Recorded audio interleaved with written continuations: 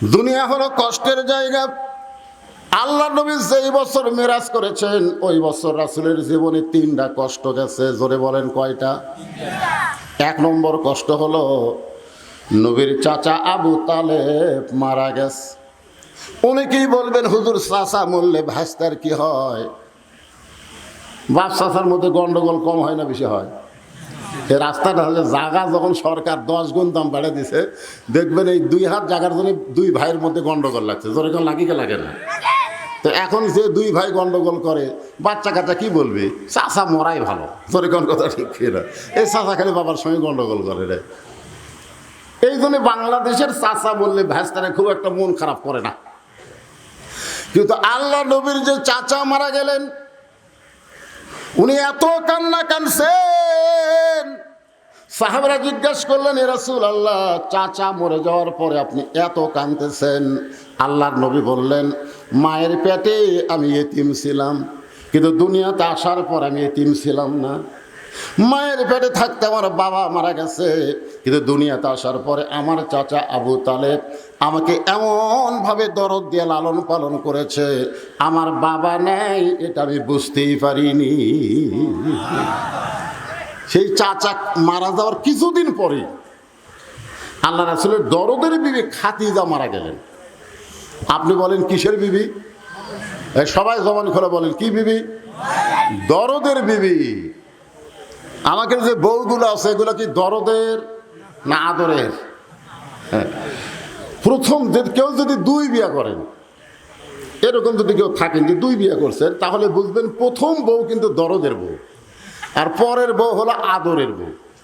পরের বউকে যত আদর দেবেন ওই তত আপনাকে ভালোবাসবে, আর প্রথম বউকে আদর না করলেও তার এমন দরদ তৈরি হবে, সেই দরদের বিবির নাম হলো খাদিজাতুল কুবরা।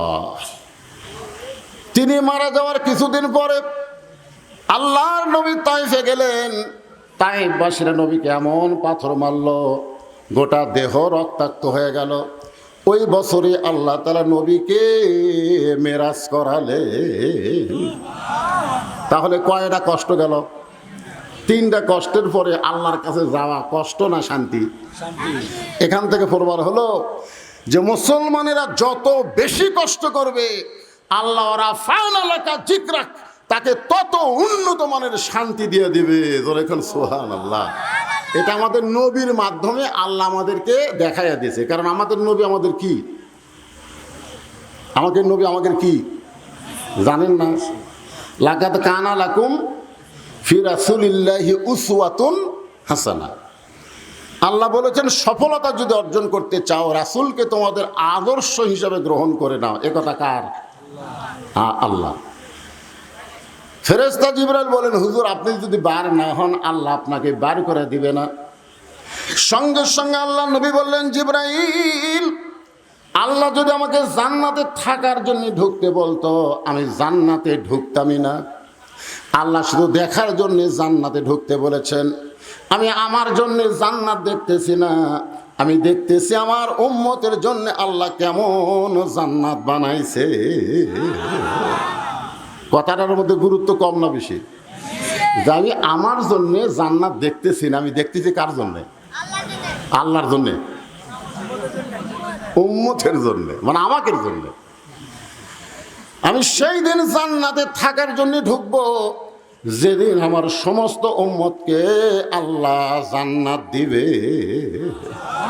আছেন আমার মুক্তার, আছেন আমার ব্যারিস্টার, শেষ বিচারের হাইকোর্টেতে তিনি আমায় করবেন পার। আমি পাপী রাসূল জাবিন্দার।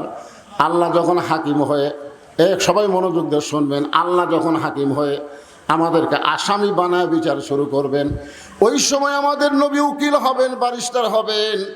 আল্লাহর কাছে আমাদের ব্যাপারে ওকালতি করে, ব্যারিস্টারি করে আমাদেরকে জান্নাতে পৌঁছায়া দিবে।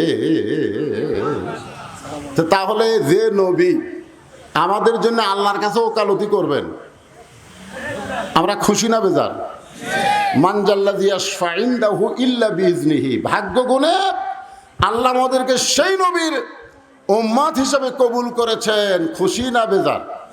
তাহলে আমার সঙ্গে সবাই একটু বলবেন, নবী না হয়ে দুনিয়ার, না হয়ে ফেরেশতা আল্লাহর, হয়েছি উম্মত আপনার, তার তরে শুকুর। এই জায়গায় যে আমি বলি না, এটা আপনাদের মুখতে শোনার জন্য, আপনারা করেন 1000 বার। এখন বলেন তো হাজারের খাওয়া আছে। এই গজল যখন লেখছে তখন হাজারের খুবই দাম আসলো। সেই সময়কার মানুষ হাজারের উপরে হয়তো হিসাবই জানতো না, এই জন্য 1000 বার কইছে। বর্তমানে হাজারের কোনো খাওয়া আছে?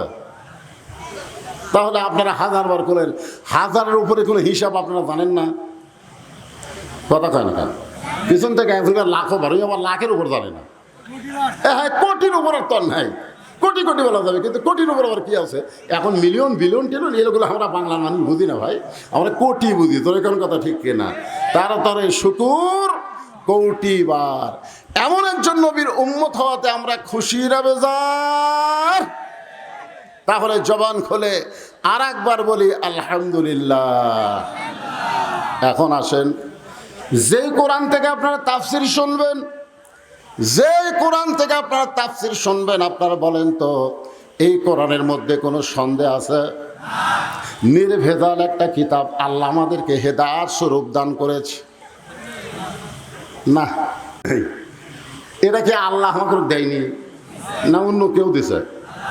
আল্লাহ আমাকে কেমন একটা কিতাব দিলেন, যে কিতাবের শুরুতে আল্লাহ বললেন জালিকাল কিতাবু লা রাইবা ফীহি হুদাল্লিল।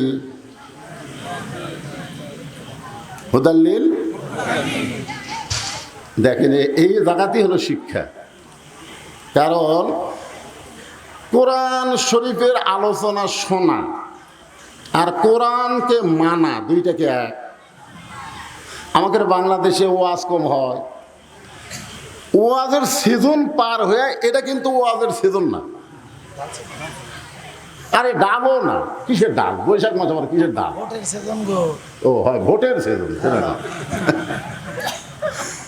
এই সিজনে ওয়াজ করা আমার কয়, হুজুর আগামীকাল যেখানে মাহফিল আছে আমার মান্দা, বলতে হুজুর দোয়া করুন বৃষ্টি যেন না হয়। আমি এবার বৃষ্টির জন্য সালাতুল ইস্তেসকার নামাজ পড়া হলো, সবসময় বৃষ্টির জন্য দোয়া করা হচ্ছে, আর তোমরা বলতে তো বৃষ্টি যেন না হয়। তা আমাদের মাহফিল হয়ে গেলে হোক হুজুর।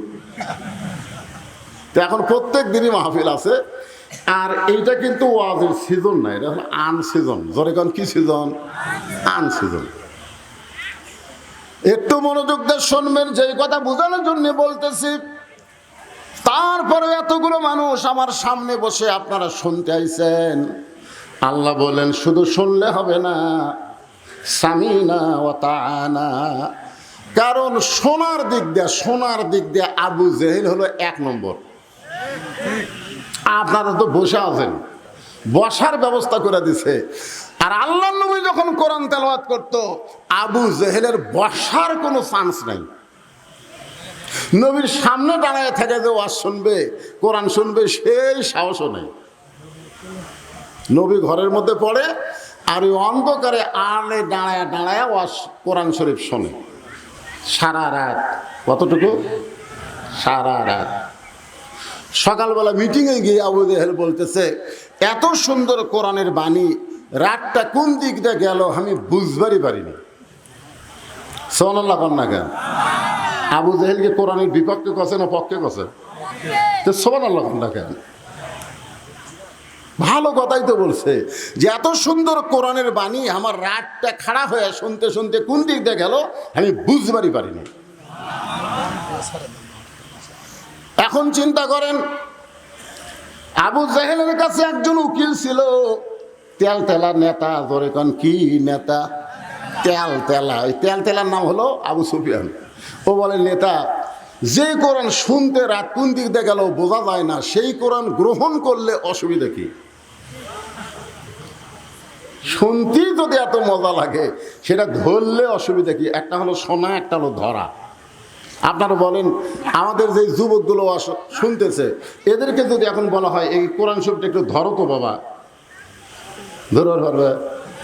ওরা চিন্তা করবে আমার যে শরীরের অবস্থা ভাই, এখন এটা ধরার কোনো উপায় নাই।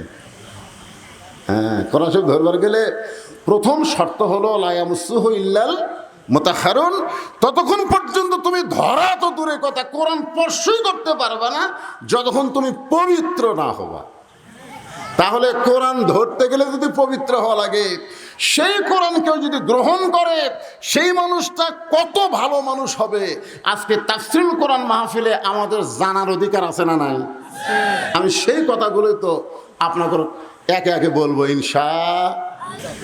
আচ্ছা, বসে থাকবেন কোরআনের মাহফিলে দেহ নিয়ে, আর মন থাকবে আর এক জায়গায়। এই যে একটা গান নাই, একজন মানুষ হইয়া তুমি কয়জনকে বিলাও মন, কি একটা গান, নতুন একটা গান নামেনি, একজন মানুষ হইয়া তুমি কয়জনকে দিবা মন। তা আপনি বসে আছেন দেহ নিয়ে মাহফিলে, মন আর একদিকে, এ পেঁচাল ফেলা কোনো কাম হবে?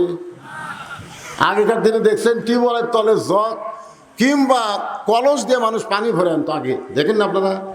ওই কলস থুয়ে থুয়ে জায়গাতে এমন ক্ষয় হতো যে কলস থুলি দেখবেন আটকে যেত, মানে ক্ষয়ের মধ্যে থাকতো। কিন্তু একটা লোক কলস রাখছে, মুখটা টিউবওয়েলের মুখে বরাবর রাখেনি, কলস ঠিকই আছে কিন্তু মুখ একটু বেঁকা করে তুলছে। ওই সমানে পানির চাপ দেয়, কলসের গাও ধুয়া যায় কিন্তু ভিতরে ঢোকে না। তার মানে কি বুঝতেছেন? মুখে মুখে লেভেল হওয়া লাগবে, যেরকম ঠিক কিনা বলেন? আমার কথা আপনাদের মন একেবারে অ্যাডজাস্ট না হলে কাম হবে না। যারা পিছনে দাঁড়িয়ে আছেন ভাইজানেরা, আল্লাহর সোনার সানেরা, বসেন বসেন বসেন। হ্যাঁ, যুবকদের জন্য আজকে একেবারে একটা কমপ্লিট ওয়াজ হবে ইনশাল্লাহ। বসো যুবকেরা, বসো। তাহলে যে কথা বলতে বলতে আমার সান্নু ভাই কথা শুরু করলেন, আমার সেই কথাটা হলো শুধু কোরআন শুনলে হবে না, আল্লাহর কোরআনকে কি করা লাগবে? গ্রহণ করা লাগবে। জোরেখন কি করা লাগবে? আল্লাহর কোরআনকে যদি আমরা গ্রহণ করতে পারি তাহলে আমরা কেমন মানুষ হব? যত বড়ই মাস্তান হই, যত খারাপই হই না কেন, কোরআন গ্রহণ করার আগে কিন্তু কোরআন গ্রহণ করার পরে আর কেউ খারাপ থাকে নাই।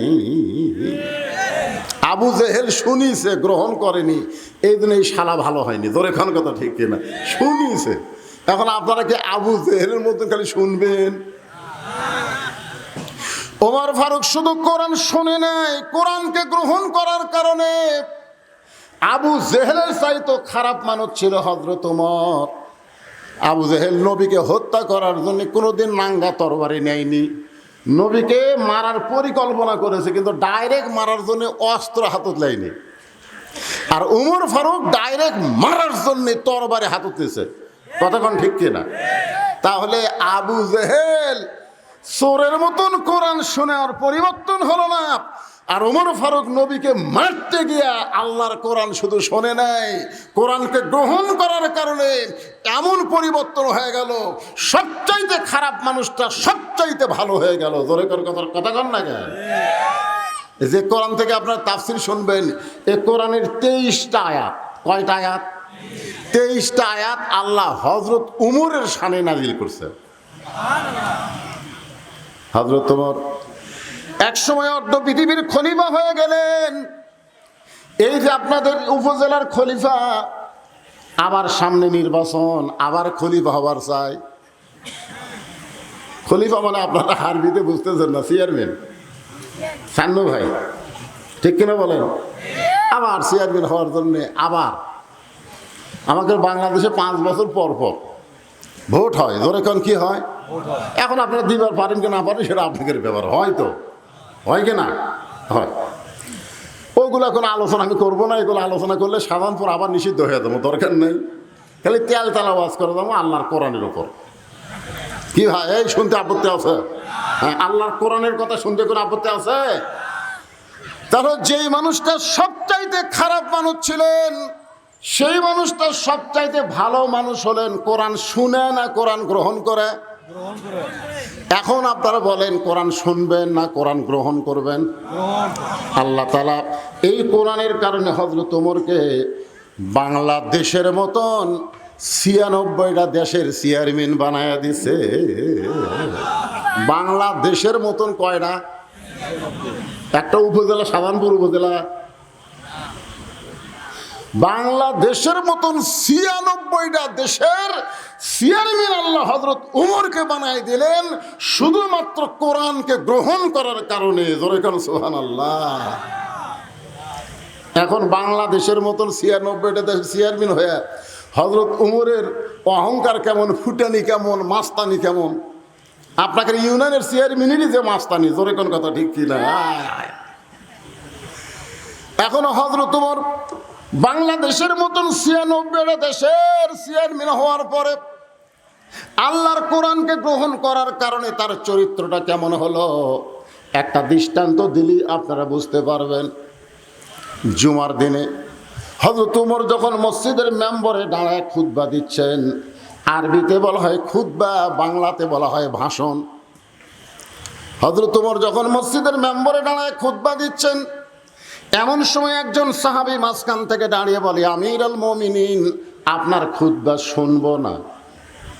আপনার খুতবা শুনবো না। চিন্তা করছেন কয়টা দেশের? বাংলাদেশের মতো কয়টা? ৯৬টা দেশের খলিফা। তাই ভাষণ দিচ্ছে, মাঝখান থেকে একজন দাঁড়ায় বলতেছে, আপনার খুতবা শুনবো না।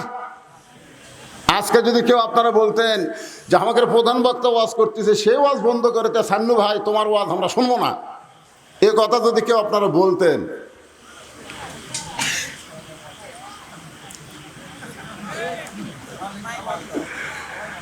হযরত ওমরকে বলতেছে আপনার বক্তব্য খুতবা আমরা শুনবো না। সঙ্গে সঙ্গে হযরত ওমর খুতবা বন্ধ করে দিয়ে বললেন, ভাইজান আমার অপরাধ কি? কোন অপরাধে আমার খুতবা শুনবেন না? সাহাবী বলতেছে, আমাদেরকে খাটো পাঞ্জাবি দিয়া আপনি লম্বা জুব্বা পরে খুতবা দিচ্ছেন। আমাদেরকে খাটো পাঞ্জাবি দিবেন আর আপনি লম্বা জুব্বা পরে খুতবা দিবেন। আপনি লম্বা জুব্বা কোথায় পাইলেন এটা না বলা পর্যন্ত আপনার খুতবা শুনব। আগে ছিল আপনার মাটির বাড়ি কিংবা এই টিনশের ইটার বাড়ি। আপনি নেতা হওয়ার পরে আপনার ৩ তলা বিল্ডিং কেমনে হলো এটা না বলা পর্যন্ত আপনাকে আমরা ভোট দিব বুঝছেন না? দরকার কি? ওমর ফারুক চোখের পানি নিয়ে দাঁড়িয়ে আছেন, কোনো কথাই বলতে পারতেছেন না যে আমাদেরকে খাটো পাঞ্জাবি দিয়া আপনি লম্বা জুব্বা পরে খুতবা দিচ্ছেন। এই জুব্বা কোথায় পাইলেন, কেমনে লম্বা হলো, না বলা পর্যন্ত আপনার ওয়াজ শুনবো না। এমন সময় আব্দুল্লাহ ইবনে ওমর, ওমর ফারুকের ছেলে, ৬ লক্ষ হাদিসের হাফেজ এবং ৩০ পারা কোরআনের হাফেজ। নেতার বেটা কি? হ্যাঁ, নেতার বেটা হলো ৬ লক্ষ হাদিসের হাফেজ, ৩০ পারা কোরআনের হাফেজ। আজকে বাংলাদেশের নেতাকে বেটারা কি? কোরআনের হাফেজ, হাদিসের হাফেজ। হায় হায়, আজকে নেতার বেটারা কোরআনের হাফেজ, হাদিসের হাফেজ না হওয়ার কারণে আমাদের মতন সাধারণ গরিব মানুষের ছেলেরা যখন আলেম হয়ে বক্তব্য দিবার যায় তখন অনেক নেতারাই টুটি চাপা ধরবার চায়। জোরে কোন কথা ঠিক না? কারণ আমাদের বাচ্চা ছাড়া তো নেতা নয়, আমরা গরিবের সন্তান, ফেতরা খেয়া মুলবি হসি। আর আমাদের নেতাগুলা সব বেটা ব্যারিস্টার হচ্ছে, ডাক্তার হচ্ছে, ইঞ্জিনিয়ার হচ্ছে। আপনি বলেন তো ডাক্তার, ইঞ্জিনিয়ার, ব্যারিস্টার খারাপ না? খারাপ না। কিন্তু আপনি বলেন তো দেহের অঙ্গ প্রত্যঙ্গ যাই থাক না কেন, সেই অঙ্গ প্রত্যঙ্গের দাম বেশি না রুহুর দাম বেশি? রুহুর দাম বেশি। আপনি বলেন তো আপনার হাত আছে, পা আছে, চোখ আছে, সবই আছে, কিন্তু রুহু নেই। আছে, দাম আছে। তার মানে কি হলো, বাংলা, ইংরেজি, অঙ্ক, বিজ্ঞান এগুলো সব দেহের অঙ্গ প্রত্যঙ্গ, আর কোরআন হলো রুহু। জোরে কোন কথা ঠিক কিনা? যার ভিতরে কোরআনের শিক্ষা নেই ও উজার ঘর। আজকে কোরআনের শিক্ষা না থাকার কারণে আমাদের মাস্তানি, আমাদের গুন্ডামি, আমাদের অহংকার বৃদ্ধি পাচ্ছে। জোরে কোন কথা ঠিক কিনা? ৬ লক্ষ হাদিসের হাফেজ, ৩০ পারা কোরআনের হাফেজ আব্দুল্লাহ ইবনে ওমর বাবার পাশে দাঁড়ায় বলতেছে, রে নবীর সাহাবীরা, তোমরা খাটো পাঞ্জাবি হলো তো নতুন কাপড় পরে নামাজ পড়বার আইছো, কিন্তু আমার পরনে দেখো নতুন কোনো কাপড় নাই। ওসমান গনি বলতেছে, আব্দুল্লাহ আজকে জুমার দিনে সবাই নতুন কাপড় পরেছে আর তুমি পুরাতন কাপড় পরলা কেন? আব্দুল্লাহ বলতেছে, আমি যদি নতুন কাপড় পরতাম তাহলে আমার বাবার জুব্বা লম্বা হতো না। আমি যদি নতুন কাপড় পরে আসতাম তাহলে আমার বাবার জুব্বা লম্বা হতো না। রে নবীর সাহাবীরা, তোমরা সবাই রাতের বেলা ঘুম পাড়ো, তোমরা সবাই রাতের বেলা ঘুম পাড়ো, কিন্তু আমার বাবাকে তোমরা এমন একটা দায়িত্ব দিছ, আমার বাবা রাতের বেলাও ঘুমাই না। যতদিন হযরত ওমর খলিফা হন নাই ততদিন রাত্রে লাখ টাকা ঘুম পাড়ছে, কিন্তু যেদিন থেকে খলিফার দায়িত্ব পাইছে, আব্দুল্লাহ বলে একদিন গভীর রাত্রে ঘুম থেকে চেতন পায় দেখি আমার মা দরজার কাছে দাঁড়িয়ে আছে। আমি বুঝি না, আমি মাকে বললাম, মা আপনি না ঘুমায় দরজার কাছে দাঁড়ায় আছেন কেন? আমার মা চোখের পানি নিয়ে বলতেছে, তোমার বাবা যখন খেলাফতের দায়িত্ব পাইছে তখন থেকে সবাই যখন ঘুমায় আর তোমার বাবা চুপি চুপি মানুষের সুখ কষ্ট দেখে। সুবহানাল্লাহ, আসতে করলেন কেবারে। কোরআন গ্রহণ করলে নেতার চরিত্র কেমন হবে আর না করলে কেমন লেটা পাওয়া যাবে এটা জানার অধিকার আছে না নাই? জোরে কোন আছে না নাই? একটা সাধারণ মানুষ কিছুই করতে পারে না, একজন নেতা অনেক কিছুই করতে পারে। জোরে কোন কথা কন না কেন? আজকে বাংলাদেশের প্রধানমন্ত্রী 564টা মসজিদ বানাচ্ছে, কারো কাছ থেকে 1 টাকা দান লিছে? এ কথা কন না কেন? ফেতরা তুলিছে? তাহলে প্রধানমন্ত্রী একজন নেতা ইচ্ছা করলে এট এ টাইমে 564টা মসজিদ বানাবার পারে। তিনি আবার ইচ্ছা করলে আল্লাহর কোরআনের আইন দিয়া নামাজ কায়েমের বিলটাও পাশ করবার পারে। জোরে কোন কথা কন না কেন? তাহলে মসজিদ বানায় রাস্তার কাছে থুইয়া দিছে, তোরা চায়ে থাকা দেখ। মসজিদ দেখার জন্যে আজকে আমার সঙ্গে আমার ভাস্তা মৌলানা আব্দুল সালাম যুক্ত হয়ে দাঁড়িয়েছে, মসজিদের মধ্যে বারবার বলতেছে এত সুন্দর মসজিদ বাড়ি, দেখার মতন। হ্যাঁ, মসজিদ দেখার জন্যে কথা কন না কেন? তো বর্তমান প্রধানমন্ত্রী মসজিদ বানাবার পরে নামাজ কায়েমের বিল পাশ করবার পারে না? এত রকম পারে পারে না? করে না কেন? আজকে যদি নামাজ কায়েমের বিল পাশ হতো বাংলাদেশে, তাহলে আমাদের যুবকের হাতে 5G 6G মোবাইল থাকলে কোনো টেনশন করা লাগতো না, কারণ তারা অশ্লীল ভিডিও দেখবার গেলে নামাজ পড়ার কারণে তার ইমান বলে দিত, তোর কেউ না দেখলো তোকে আল্লাহ দেখতেছে। তোর কথা ঠিক না? কারণ আল্লাহ কোরআনে বলেছেন, ইন্নাস সালাতা তানহা আনিল ফাহশাই ওয়াল মুনকার, একমাত্র নামাজই পারে মানুষকে যাবতীয় খারাপি থেকে বাঁচাইয়া দিতে। খালি বুড়াগুলো সব নামাজ পড়ে, জোয়ানগুলো পড়ে না। জোয়ানগুলো পড়ে খালি জুম্মার দিন সবার শেষে এসে আগে যায়। জোরে কোন ঠিক কি না? আসার সময় পুরানা স্যান্ডেল, যাওয়ার সময় নতুন স্যান্ডেল। ধরা পড়লে কয় বদল হচ্ছে ভাই। আল্লাহ কয়, জুয়ান রে, যেই বয়সে তোমাকে 5 ওয়াক্ত নামাজ জামাতে পড়া লাগবে সেই বয়সে তুমি ফাঁকি মারতিছ, আর যখন তোমার চামড়া ঢিল হবে তুমি রুকু সিজদা ঠিক মতো করবার পারবা না, ওই সময় সিয়াল্লে মসজিদে বসে থাকা নামাজ পড়বা, তোমার নামাজ আল্লাহ লাগবে না। তোর এখন কথা কন না কেন? যখন হচ্ছে চামড়া ঢিল তখন মারছে মিল, এখন যখন চামড়া টাইট তখন খালি কোনো মতে খালি 2 ঢিল মারি তো। হাসরের ময়দান আল্লাহ কি বলবে? আল্লাহ বলবে, তোমার শৈশবকালের কোনো হিসাব দেওয়া লাগবে না, তোমার বুড়াকালের কোনো হিসাব দেওয়া লাগবে না, খালি যৌবনকালের হিসাব দিয়া জান্নাত যাও। এই যুবক, এই যৌবনকালে কয় ওয়াক্ত পড়িচ্ছা? একটু মনোযোগ দিয়ে শুনবেন। আব্দুল্লাহ বলতেছে, আমি আমার মাকে বললাম, মা আমার বাবা তাহলে কোথায় গেছে? বলে রাতের অন্ধকারে প্রতিদিন বের হয়ে যায়। বলে আপনি দরজায় দাঁড়িয়ে আছেন কেন? মা বলতেছে, আমি দরজায় দাঁড়িয়ে থেকে আল্লাহর কাছে দোয়া করি, আল্লাহ যেন তোমার বাবাকে আবার সুস্বাস্থ্যভাবে ফিরায় নিয়ে আসে। খালি নেতার কষ্ট নয়, নেতার বইয়েরও কষ্ট। নেতা ঘুরতেছে আর বউ নাক ডেকে ঘুম পাড়তেছে। আমরা বক্তার আওয়াজ করি আর আমার বউ ডাক না দিলে উঠতে পারে না, আগেই মোবাইল করি, 2-3 বার কল বেঁধে ধরে না। তবে আল্লাহর কি শান, 25শে ডিসেম্বর আমার মা মারা গেছে। 23 সালে 25 ডিসেম্বর মা মারা গেছে। আমি যতদিন ওয়াজ করে মা যে ঘরে ঘুমাই ওই ঘরে জানলা দিয়ে গেছি, খালি আমার জুতার শব্দেই মা বলে বাবা আমি চেতন আছি। কিন্তু সেই দরদের মা বিদায় নিছে। আপনাদের যাদের মা নাই তারা বুঝতেছেন। এখন আমার মাও নেই, বাপও নেই, এই দুনিয়াতে আর দয়া করার মতন কেউ নেই। আছে যেরকম আছে, শ্বশুর আছে, টাটকা শ্বশুর আছে, শাশুড়ি আছে। বাবা যতদিন তার মেয়েকে আমি ভালোবাসবো ততক্ষণ আর আমার দয়া করবে। দূরে কোনো কথা ঠিক কিনা? আমার বউ যদি একদিন কয় আপনার জামাই ঠিক মতো দেখতে পারে না, তখন তার শ্বশুর শাশুড়ি আমার পছন্দ করবি? শালা হুদুর লুচ্চা রে। রে বাবার মতন আপন বন্ধু নাই রে দুনিয়ায়, মায়ের মতন আপন কেহ নাই রে দুনিয়ায়, মা জননী নাই রে যাহার এই দুনিয়ায় তাহার কেহ নাই। এই গানটা গাইলে গুনাহ হবে না? সবাই বলেন মায়ের মতন আপন কেহ নাই রে দুনিয়ায়। ওমর ফারুক রাতের অন্ধকারে ঘুরতেছে, ঘুরতে ঘুরতে হঠাৎ দেখতে পাই মদিনার মরুভূমির মধ্যে তাঁবু টাঙ্গানো হয়েছে। ওই তাঁবুর মধ্যে দুইটা বাচ্চা ক্ষুধার জ্বালায় মা মা বলে কাঁদতেছে, আর মা খালি বলতেছে একটু ধৈর্য ধরো, গোস্ত সিদ্ধ হলেই তোমাদের খাবার দেব।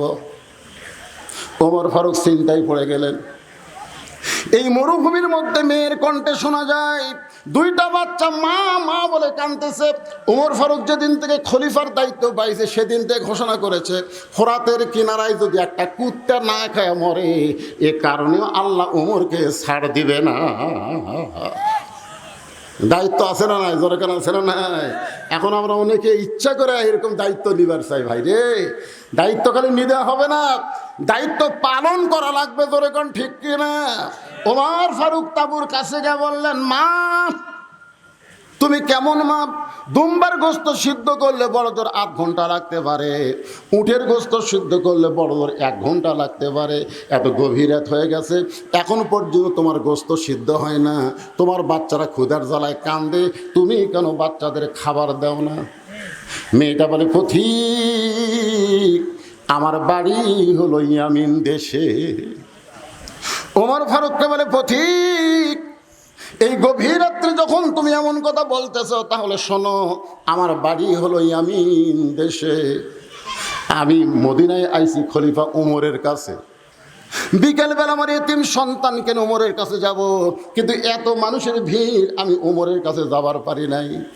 রাতের বেলা একটা তাঁবু টাঙ্গায়া আজকে রাতটা কোনো মতে পাড়ি দিয়ে সকালবেলা ওমরের দরবারে যাওয়ার চাই, কিন্তু আমার দুইটা সন্তান ক্ষুধার জ্বালায় এখানে মা মা বলে কান্দে। আমি ওদের সান্ত্বনা দেওয়ার জন্য পাতিলের মধ্যে পানি আর পাথর দিয়া নিচে আগুন জ্বালায় বলতেছি বাবা গোস্ত সিদ্ধ হলেই তোমাদের খাবার দেব। আমি মনে করেছিলাম এই সান্ত্বনা কথা শুনে এক সময় আমার বাচ্চারা ঘুমায় যাবে, কিন্তু আমার বাচ্চাদের পেটে এত ক্ষুধারে পথিক, আমার বাচ্চারা খালি কাঁদতেছে। আমার পাতিলে কোনো গোস্ত নাই, পাথর কি কোনোদিন সিদ্ধ করা যায়? সঙ্গে সঙ্গে ওমর ফারুক বললেন মা তুমি একটু ধৈর্য ধরো মা। এক দৌড়ে বাইতুল মালের দরজায় গিয়ে বললেন আসলাম 1 বস্তা খাদ্য আমার মাথায় উঠে দে। আসলাম বলতেছে আমির আল মুমিনিন, আপনি হলেন খলিফা, আমি হলাম চাকর, বস্তা নিয়ে কোথায় যাওয়া লাগবে আমারে বলেন।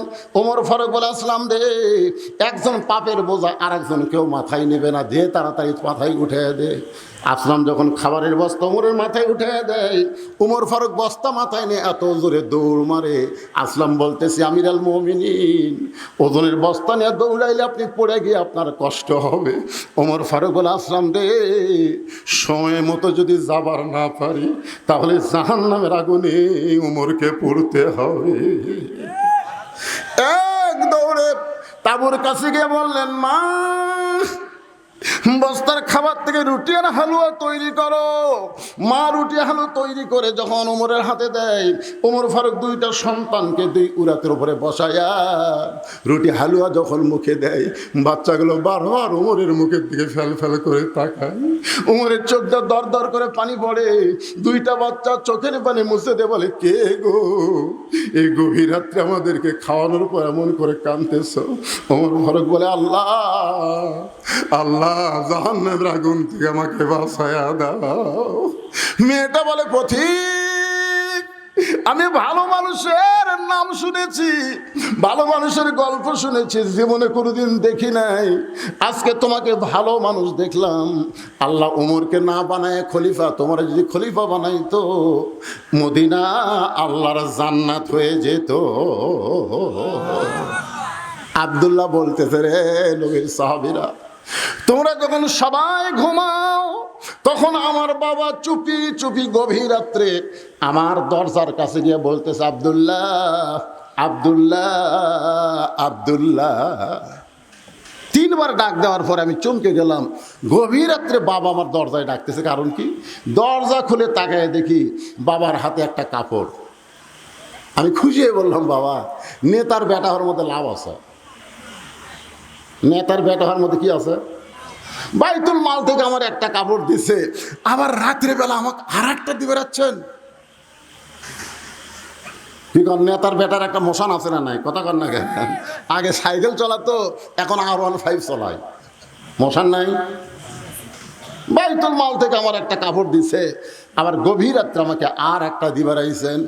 সঙ্গে সঙ্গে ওমর ফারুক আল্লাহর কোরআন থেকে তেলাওয়াত করলেন, ইন্নাল্লাহা ইয়ামুরুকুম আন তুআদ্দুল আমানাতি ইলা আহলিহা ওয়া ইযা হাকামতুম বাইনান নাস আন তাহকুমু বিল আদল। আল্লাহু আকবার কর না খায়। আমি কার আয়াত করলাম? এই কার আয়াত? কোরআনের আয়াত। আল্লাহ কি বলতেছেন? ইন্নামাল মুমিনুনা আল্লাযীনা ইযা যুকিরাল্লাহু ওয়াজিলাত কুলুবুহুম ওয়া ইযা তুলিয়াত আলাইহিম আয়াতুহু যাদাতুহুম ঈমানাও ওয়া আলা রাব্বিহিম ইয়াতাওয়াক্কালুন। আচ্ছা, মাইকের সাউন্ড কি আপনারা ঠিক মতো শুনতে পাচ্ছেন? হ্যাঁ না? আপনাকে আমি তো বহু ওয়াজ করছি, ওয়াজের বয়স আমার 39 বছর।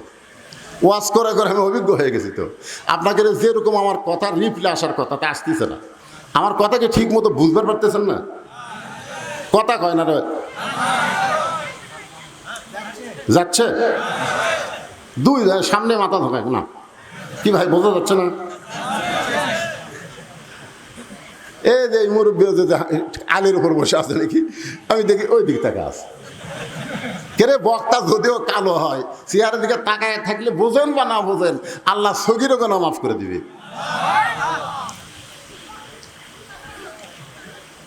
কি গুরুত্বপূর্ণ কথা আয়াত করলাম। 6 বছর ধরে আম বাগানে চাষ করছে। জ্যৈষ্ঠী মাসে দেখবার গেছে আম পাকছে কিনা, যা দেখে গাছের ডালে বসে ছোট্ট একটা বাচ্চা আম পাড়তেছে আর ব্যাগের মধ্যে তুলতেছে। বাগানের মালিক কয়, কে রে, আমি খাইনি, পরিবারের কেউ খায়নি, আর তুই আমার গাছে ছোট আম পাড়তেছিস, তোর বাপ হোক যা বিচার দে মোরে। ছেলে খালি মুচকে মুচকে হাসে। বাগানের মালিক বলে, হাসিস কেন? বলে, হাসার কারণ হলো আমার বাবা কোথায় খুঁজবার যাবেন, আমার বাবাও আর এক গাছের চড়িছে। টাকা দেখে আমার বাপ খালি আম পাড়ে আর বস্তা ভরায়। গাছের নিচে বসে কান্দের, বলে, আল্লাহ বিচার দিমু কার কাছে? বেটাও চোর, বাপও চোর। আজকে আমাদের বাংলাদেশের অবস্থা কি হয়ে গেছে? বিচার দিবের কার কাছে? সবাই চোর। জোরে করে কথা ঠিক না? সব টাকা বিদেশে চলে যাচ্ছে, আর জিনিসপত্রের দাম দিন দিন যে হারে বাড়তিছে, কথা কলি ধরে এলে যাবি। জোরে করে কথা ঠিক কিনা? বিচার দেবো কার কাছে ভাই? কান্দার কয়, তোর বিচার আল্লাহ করবি রে। আল্লাহ কয়, তারা তোর দুনিয়াত কি জন্য পাঠাতি রে? অন্যায়ের প্রতিবাদ করার জন্য পাঠানো হয়েছে। কুনতুম খায়রা উম্মাতান উখরিজাত লিন-নাস তা'মুরুনা বিল মারুফি ওয়া তানহাউনা আনিল মুনকার। তোমরাই হলো শ্রেষ্ঠ জাত, শ্রেষ্ঠ উম্মত, যারা হক পথে মানুষকে আদেশ করবে, দাওয়াত দিবে, আর বাতিলের বিরুদ্ধে জিহাদ করবে। জোরে কোন কথা ঠিক কথা কন না?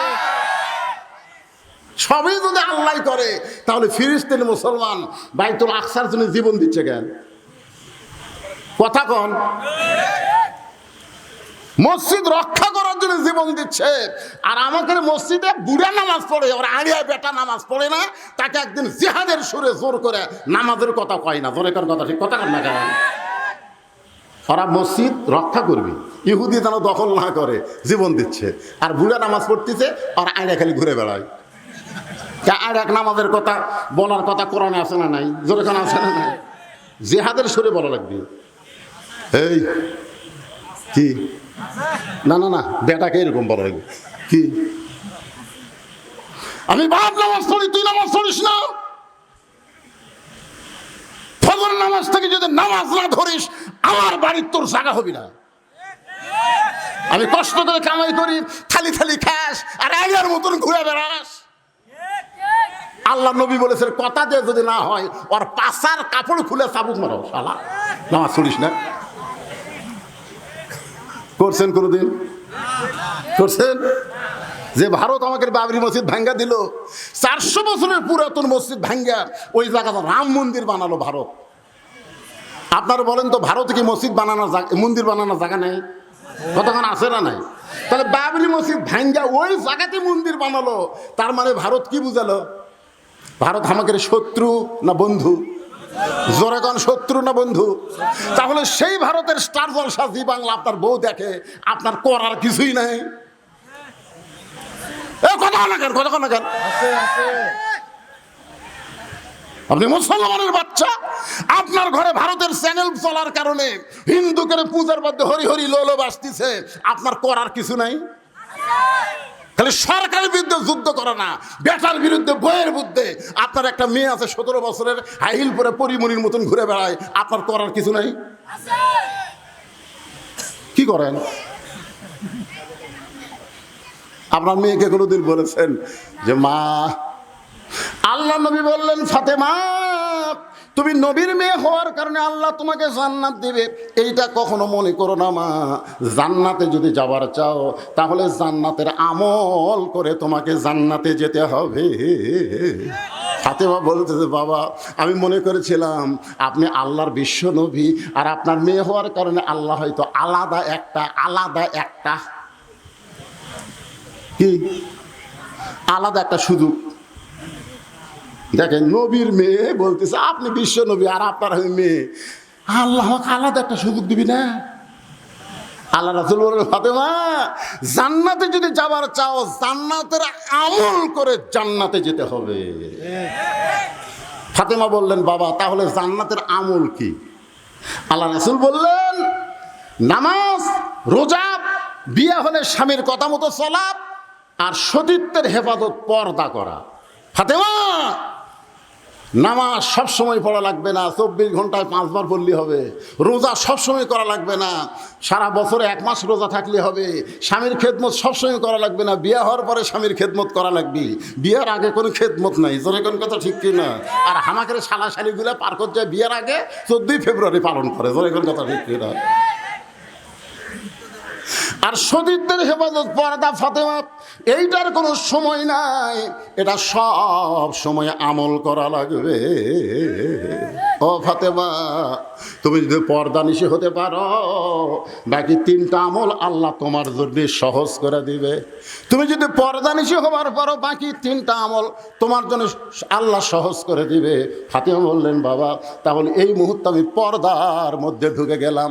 আপনি বলেন তো পর্দার মধ্যে যদি মোস্তাকের বউ থাকতো তাহলে বাংলাদেশের কোনো সাংবাদিক কেউ ধরতো? এই যে বুড়া মোস্তাক দিয়ে চেংড়ি বিয়ে করছে, কথা কর না কেন? একটা বুড়া মোস্তাক বিয়ে করেনি, চেংড়ি। ওই চেংড়ি যদি বোরকার মধ্যে রাখতো, সবসময় পর্দার মধ্যে রাখতো, তাহলে সাংবাদিক যেত? পর্দার মধ্যে বুড়ি না ছুড়ি কেমনি বুঝবি?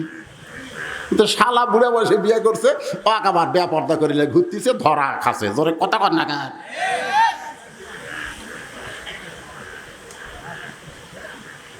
মেয়ে মানুষেরা পর্দার মধ্যে থাকতে হবে। হুকুমকার এছাড়া হুকুমকার অকরনা ফি বুয়ুতিকুন্না ওয়ালা তাবাররাজনা তাবাররুজাল জাহিলিয়াতিল উলা। আব্দুল্লাহ বলতেছে রে নবীর সাহাবীরা, আমার বাবা রাগ করে বলতেছে আব্দুল্লাহ একটা কাপড় বাইতুল মাল থেকে পাইছিস, আর একটা কাপড় আমি তোমাকে দিবারাইছি, এই বিশ্বাস তোমার কেমনে হইল? আব্দুল্লাহ বলে বাবা তাহলে গভীর রাত্রে এই কাপড় নিয়ে দাঁড়ানোর কারণ কি? ওমর ফারুক বলে বেটা রে এই কাপড় আমার ভাগে পড়ছে বাবা, এই কাপড় পরে আমি যদি আগামীকাল খুতবা দেই, এত ছোট কাপড় পরে খুতবা কেমনে দেব? এই গভীর রাতে তোর কাছে আইছি বাজান, আমি দুনিয়ার কারো কাছে যাবার পারবো না, তোর কাছে বলতেছি তোর কাপড়টা একটু আমাকে দান করে দে বাবা। তোর কাপড় আমার কাপড় একত্র করে আমি একটা লম্বা জুব্বা বানায়া সেই জুব্বা পরে খুতবা দিবার চাই। আব্দুল্লাহ বলে, আমার নতুন কাপড়টুকু আমার বাবাকে দান করার কারণে বাবার কাপড় আমার কাপড় একত্র করে বাবা লম্বা জুব্বা বানায়া খুতবা দেয়। এখন বলো খুতবা শোনা যায় কি না যায়? সমস্ত সাহাবীরা চিল্লায় বলতেছে, আল্লাহর কোরআনকে গ্রহণ করলে, কোরআন অনুযায়ী আমল করলে এমন নেতাই মানুষ পেয়ে যায়। কেমন নেতা? আমরা যারা ওয়াজ শুনতেছি, আমরা আল্লাহর কোরআনকে গ্রহণ করলে আল্লাহ আমাদের ভাগ্যে ভালো নেতা দিবে। কথা কন না কেন? এইভাবে মরে দেখেন, আল্লাহ বলেছে মুসলমানের ঘরে খালি জন্ম নিলেই হবে না, লা তামুতুন্না ইল্লা ওয়া আনতুম মুসলিমুন, যতক্ষণ মুসলমান না হবি ততক্ষণ মরিস না। জোরে কোন কথা ঠিক কিনা? মুসলমান হয়ে যদি মরতে চায় তাহলে আল্লাহর কোরআনকে গ্রহণ করার দরকার আছে না নাই? আমার মায়েরা অনেকেই পর্দার অন্তরে বসে আছেন। আমি আমার মায়েদের জন্য সামান্য ওয়াজ করার পরে আবার ফিরে আসতেছি। আল্লাহর প্রশংসা করার কারণ হলো যে কোরআন থেকে আপনার তাফসির শুনবেন, যে আয়াতটা আপনাদের সামনে আমি তেলাওয়াত করেছি, এই আয়াতের উপর একটু তাফসির করব, শুনবেন না ভাই? আয়াতটা কি? যারা আলেম ওলামা তারা বুঝতেছেন, আমি আয়াতটা আর একবার পড়ি, আপনারা একটু শোনেন, শুনলেও সওয়াব আছে না নাই? ওয়াইজা কুরিয়াল কোরআন ফাসতামিউ লাহু আনসিতু লাআল্লাকুম তুরহামুন। এমন একটা কিতাব আল্লাহর যেটা শুনলেও সওয়াব। চুপ থেকে যদি আপনারা শোনেন যে কি বলতেছে, ইন্নামাল মুমিনুনা আল্লাযীনা ইযা যুকিরাল্লাহু ওয়াজিলাত কুলুবুহুম ওয়া ইযা তুলিয়াত আলাইহিম আয়াতুহু জাদাতুহুম ঈমানাও ওয়া আলা রাব্বিহিম ইয়াতাওয়াক্কালুন।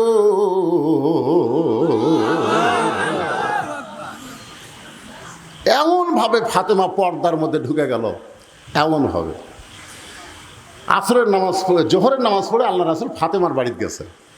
কার বাড়ির? দরজার ডাকতেছে, ফাতেমা। ফাতেমা দৌড়ে এসে দরজা টানতেছে।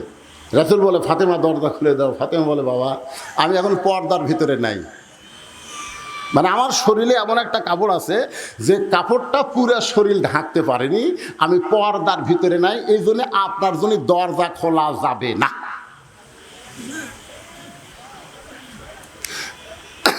আল্লাহ রাসূল চলে গেলেন। আসরের নামাজের পরে নবীর মন আর সহ্য করতেছে না, নবী আবার ফিরে আসলেন। এসে বললেন, ফাতেমা একটু দরজা খোলো। ফাতেমা বলতেছে, বাবা আপনার কি ধৈর্য নাই? আমার পরনে এমন একটা কাপড় আছে যে উপর দিকে ঢাক পারে গেলে নিচের দিকে দাঁড়া হয়, নিচে ঢাকলে উপর ঠিক মতো ঢাকে না। এইরকম অবস্থায় বাবার জন্যও দরজা খুলতে আমি শরম পাই। সঙ্গে সঙ্গে আল্লাহর নবী এক টানে গায়ের চাদর খুলে বললেন, ফাতেমা জানলার কাছে আয়। ফাতেমা যখন জানলার কাছে, নবী চাদরটা দিয়ে বললেন, মা এই চাদরটা দিয়ে তোর শরীর ঢাইকা তোর বাবার জন্য দরজা খুলে দে। ফাতেমা বাবার জন্য দরজা খুলে দিল। নবী তাকায় দেখে ফাতেমা এমন একটা ঘোমটা টানছে, ফাতেমার মুখটা পর্যন্ত দেখা যায় না। রাসূল বললেন, ফাতেমা কয়েকজন ব্যক্তির কাছে পর্দা করা লাগবে না, তার মধ্যে একটা হলো তোমার বাবা। এইভাবে মুখ ঢেকে আছো, তোমার মুখটাও যে আমি দেখতে পাই না। ফাতেমা বলতেছে, বাবা আমার মুখটা দেখলে আপনার বড় কষ্ট হবে, বাবা আপনি আমার মুখটা দেখেন না। রাসূল বলে, মা তোর মুখটা না দেখলে শান্তি পাইনি, একটু দেখতে চাই। সঙ্গে সঙ্গে ফাতেমা যখন ঘোমটা একটু টান দেয়, রাসূল তাকায় দেখে ফাতেমার চোখের নিচে কালিমা পড়ে গেছে। আল্লাহ নবী বলে, ফাতেমা তোর চোখের তলে মনে হয় তুই সুরমা দিয়েছিস মা। ফাতেমা বলে, বাবা এমন একটা গরিব আলীর সঙ্গে আমার বিয়ে দিছেন, ঠিক মতো সংসার চালাবার পারে না, আজ কয়েকদিন হলে আমার খাবার নাই, আমার পরনের ঠিক মতো কাপড় নাই, আপনার চাদর পরে আপনার জন্য দরজা খুলতে হয়। রাসূল বললেন, ফাতেমা বাল তুসিরুনাল হায়াতাদ দুনিয়া ওয়াল আখিরাতু খায়রু ওয়া আবকা। এই তুচ্ছ দুনিয়ার মোহে পাগল হইও না, তুমি এইভাবে কষ্ট করে স্বামীর সংসার করো পর্দার ভিতরে, আল্লাহ তোমার জন্য আখিরাত সুন্দর করে সাজায়া দিবে। 33 বার সুবহানাল্লাহ, 33 বার আলহামদুলিল্লাহ, 34 বার আল্লাহু আকবার আমল করো। দুনিয়া বেশি দিনের জন্য না, দুনিয়া ছাড়াই লাগবে। জোরে কোন কথা ঠিক কি না? আপনারা বলেন তো, ফাতেমা কি বেশি দিন দুনিয়াতে ছিলেন? খুব বেশি দিন ছিলেন না। আল্লাহ রাসূল দুনিয়া থেকে বিদায় নেওয়ার মাত্র 6 মাস। মাত্র কয় মাস? 6 মাস।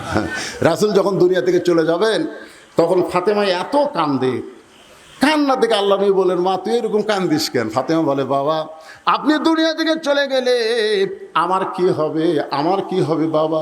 আল্লাহ রাসূল বলেন, তোর কানটা আমার মুখের কাছে দে। যেই কানটা মুখের কাছে দেয়, রাসূল বলেন, ফাতেমা আমি দুনিয়া থেকে বিদায় নেওয়ার পর সর্বপ্রথম আমার আত্মীয়র ভিতরে, আপনজনের ভিতরে তোর সঙ্গেই আমার দেখা হবে। ফাতেমার সেই হাসি। মা আয়েশা খালি বারবার বলে যে আল্লাহর নবী আপনাকে কি বলল, আপনি যে কান্দা কান্দিছিলেন কি বলল, এইটা শোনার পর আপনি হাসলেন। ফাতেমা বললেন, গোপন কথা, এটা আপনাকে বলা যাবে না।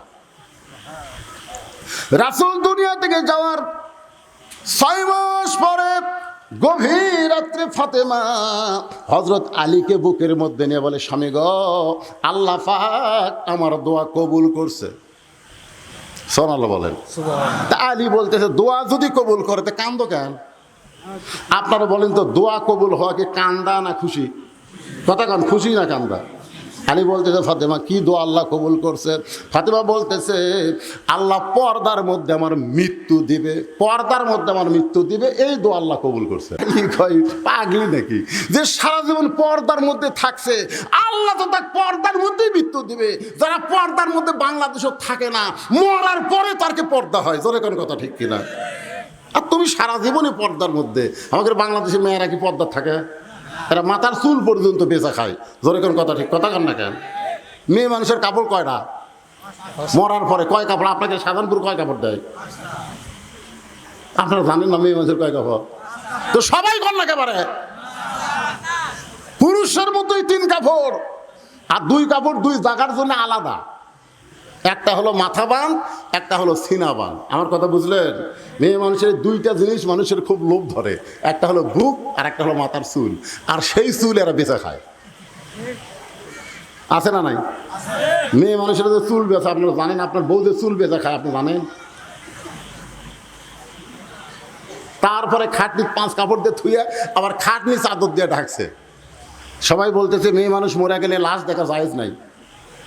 কেরে মরা লাশ দেখা জায়েজ নাই না জেতা দেখা জায়েজ নাই? আপনারা বলেন তো, মেয়ে মানুষের জেতা দেখা জায়েজ নাই না মরা দেখা জায়েজ নাই? তো দেখ, জেতা দেখা জায়েজ নাই ফতোয়া কেউ দেয় না। 5 কাপড় দেওয়ার পরে আবার খাটনি ঢাকা তো চাদর দিয়ে ফেরেশতা এসে ঘুরতেছে আর বলতেছে, আল্লাহ এই মেয়ে তখন বাঁচে আইছিল, সাধারণপুর মধ্যপাড়ার সবাই অক্সিনে ওই ভোটার ডালা ছিল। আল্লাহ, ভোটার ডালা ছিল। ধরে করে কাঠ ডালা ছিল।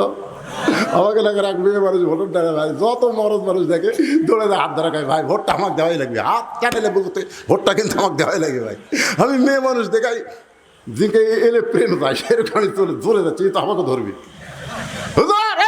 মারছি তো যাওয়া স্বামী কইলাম, কেরে ভাই তোমার বউ যদি মরে তুমি কয় কাপড় দিবা? তাই হুজুর আমার বউ ভোটারটা আছে, আপনি মরার কথা বলতেছেন। আরে পাগলা, একদিন তো মরবি। কি কোন একদিন মরবি না? তো মরে গেলে কয় কাপড় দিবা? মেয়ে মানুষকে সবাই 5 কাপড় দেয়, আর বউকে 5 কাপড় দেবো। আমি গেলে 5 কাপড় মরার পরে দিবে। এখন যে জাত তার হাত ধরতেছে আর ভোট চাচ্ছে। 5 কাপড়কে 5 কোটি কাপড় দিল তোর কাম হবি না। কথা কর না কেন ভাই? কথা কর। ফেরেশতারা বলতেছে, আল্লাহ 5 কাপড় দিয়ে আবার লাশটাও চাদর দিয়ে ঢাকা রাখছে। এই মেয়েটা মাজরা মধ্যপাড়ার সবাই চেনে, প্রত্যেক বাড়ির সবাই চেনে। মরার পরে এমন পর্দা করার কারণ কি? আল্লাহ বলতেছে, ওই দেশের নাম বাংলাদেশ রে, ওই দেশের মেয়েরা বাঁচলে না মানলেও মরার পরে পর্দা করে রে। আপনারা বলেন তো, মেয়ে মানুষ মরার পরে পর্দা না জীবিত অবস্থায় পর্দা? জীবিত অবস্থায়। আমার মায়েরা যারা ওয়াজ শুনতেছেন, মা মরার পরে 5 কাপড়কে 50 কাপড় দেওয়া কাম হবে না, যেত অবস্থায় যদি পর্দা না করেন। আর এই পর্দাটা করা লাগবে কখন? দাদি না লাতনি? লাতনি। আমাকে এলাকাত কোনটা বেশি করে? দাদি। দাদি না করে না বেশি? দাদি। দাদি দাদি কয়, মরা লাগবি ভাই, মরা লাগবি ভাই, মানে বুড়ি হাসে দিতে বোরকা গাওয়াতে একটা বুড়াও পর্যন্ত বুড়ির দিকে তাকে না, আর সেই বুড়ি বোরকা গাও দিয়েছে। একটা যুবতীর দিকে কিন্তু একটা বুড়াও সুযোগ পেলে তাকায়, তাকায় না ভাই? তাকায় না? তাকায়, বুড়াও তাকায়। কারণ যুবতী সবার চোখতি পড়ে। 50 বছর আমের গাছের গোড়ার বেড়া দিচ্ছে। কে ভাই বেড়া কেন দিচ্ছেন? গরু ছাগল যদি খায় ভাই, সতর্ক থাকা ভালো। আপনারা বলেন তো 50 বছর আমের গাছের দিকে গরু ছাগল ঘৃণা করে তাকাবি? আর সেরাত মারতেছে বেড়া। সবাই বলতে বেড়া দিয়ে দিবার চাচ্ছে, লক লকা পাতা মারাছে ওর গাছ গাও বেড়াতে যা। আমি বলতেছি বুড়ি দাদির নানির জন্য বোরকা পরা লাগবে না, যুবতীর জন্য বোরকা পরা লাগবে। জোরে কোন কথা ঠিক কি না? আজকে আমার মায়ের একটু মনোযোগ দিয়ে শুনবেন। আলী বলে, ফাতেমা আল্লাহ তোমার দোয়া কবুল করেছে। তাহলে কান্দার কারণ কি? ফাতেমা বলে, স্বামী গো, কান্দার কারণ হলো আজকে গভীর রাত্রে ফাতেমার মৃত্যু হবে। যেই কইছে গভীর রাত্রে ফাতেমার মৃত্যু হবে। গাছের গোড়া কাটলে গাছটা যেমন ঠাস করে পড়ে যায়, হযরত আলী তেমনি পড়ে গেলেন ঘরের মাজায়। মা ফাতেমা মুচকি মুচকি হাসতেছে, স্বামীর এরকম পড়া দেখে বউটা মুচকি মুচকি হাসতেছে। আপনারা বলেন তো গভীর রাত্রে কে মারা যাবে, আলী না ফাতেমা? কথা কয় না, কে মারা যাবে? তাহলে হাসতেছে কে? ফাতেমা। আর কাঁদতেছে কে? আলী। কান্না দেখে ফাতেমা মুচকি মুচকি হেসে বলে, আমি জানি আপনি হলেন পৃথিবীর সবচাইতে বড় আলেম, আমি জানি আপনি হলেন পৃথিবীর সবচাইতে বড় বীর। জাত সাকারাতুল মাউত হাক্কুন, যত সত্য আছে তার মধ্যে একটা সত্য হলো মরা লাগবেই। জোরে কোন কথা ঠিক কি না? আপনি যত সত্য আছে সব সত্য কিন্তু হিন্দুরা বিশ্বাস করে না, সব সত্য কিন্তু খ্রিস্টানরা বিশ্বাস করে না, কিন্তু হিন্দু বৌদ্ধ খ্রিস্টান ইহুদি সবাই বিশ্বাস করে মরা লাগবেই। কিন্তু আমাদের বাংলাদেশে কতগুলা বিশ্বাস করে না। তাহলে চাষটাল গল্প করতেছে, হুমুকের ফাঁসি হলো, হুমুকের ফাঁসি হলো, লব উল্টে খায়। কে রে শয়তান, তোর যে মৃত্যু হবি রে, ফাঁসির তারিখ আছে রে শয়তান, মরার কোনো তারিখ নাই। জোরে কথা কর না কেন? কথা কর না কেন? অপরের ফাঁসি নিয়ে চিন্তা করো, তোমার মরা নিয়ে তুমি একবারও চিন্তা করো না। আলীর কান্না থেকে ফাতেমা হাসতেছে আর বলতেছে, আমি জানি আপনি হলেন পৃথিবীর সবচাইতে বড় আলেম। আপনারা বলেন তো আল্লাহর নবী যখন, তখন শিক্ষামন্ত্রীর নাম কি? হযরত আলী। আজকে এটা ক্লিয়ার হয়ে যায়। নবী যখন রাষ্ট্রপতি মদিনার ছিলেন, ওই সময় শিক্ষামন্ত্রীর নাম কি? জোরে কর না কেন? শিক্ষামন্ত্রীর নাম কি? হযরত আবু বকর যখন মদিনার খলিফা হলেন, ওই সময় শিক্ষামন্ত্রী হযরত আলী। হযরত উমর যখন মদিনার খলিফা, ওই সময় শিক্ষামন্ত্রী হযরত আলী। জোরে কোন সুবহানাল্লাহ। এইরকম জ্ঞানী মানুষকে শিক্ষামন্ত্রী করা লাগে ভাই। আজকে আমাদের বাংলাদেশের শিক্ষামন্ত্রী কে? বেড়া কে? দরকার হলে শুক্রবারও স্কুল খোলা থাকবে। জোরে কোন কথা ঠিক কিনা? শিক্ষামন্ত্রী। শিক্ষার নৈতিকতা না থাকলে আমাদের সন্তানগুলো আর মানুষের চরিত্র রাখবে না, ওদের চরিত্র হবে জানোয়ারের চরিত্র। জোরে কর কথা ঠিক কিনা? প্রাইমারির ক্লাস শুয়ে পড়ে ব্যাগ কান্দত নিয়ে খাড়া হয়ে পেশাব করে। আমি বললাম, কে রে বেটা, এই বসে থাকে কর। কোন ক্লাসে পড়িস? শুয়ে পড়িস চাচা। তো কেমনে পেশাব করা লাগে, তোর স্যার তোকে শিখাইনি? ওকে চাচা দেখি খন প্রাইমারি পেশাবখানার যাই দেখি আমার স্যারই খাড়া হয়ে পেশাব করে, ওর স্যারই খাড়া হয়ে পেশাব করে। ওই সেই শিক্ষা গ্রহণ করতেছে, আর সেই শিক্ষার শিক্ষামন্ত্রী। আজকে আমাদের বাংলাদেশের সন্তানগুলো ভবিষ্যতে কি হবে চিন্তা করার দরকার আছে না নাই? জোরে কোন আছে না নাই? শিক্ষামন্ত্রী হযরত আলী। আল্লাহ রাসূল বলেন, আনা মাদিনাতুল ইলমি ওয়া আলী বাবুহা, আমি হচ্ছি ইলমের শহর, আলী হচ্ছে তার দরওয়াজা। আপনি এত বড় জ্ঞানী হয়ে, এত বড় বীর হয়ে মরার খবর শুনে আপনি এমন করে কাঁদতেছেন কেন? কারণ আসলে যাইতে হবে। এ কথাটা সবাই বিশ্বাস করে সুন্দর করে সুরে সুরে বলেন, যাওয়া কিন্তু লাগবে। তাহলে সবাই বলেন আসলে। আল্লাহ, কারা কারা বলতেছেন আল্লাহ? আচ্ছা, এই কথা কি মিথ্যা না সত্যি?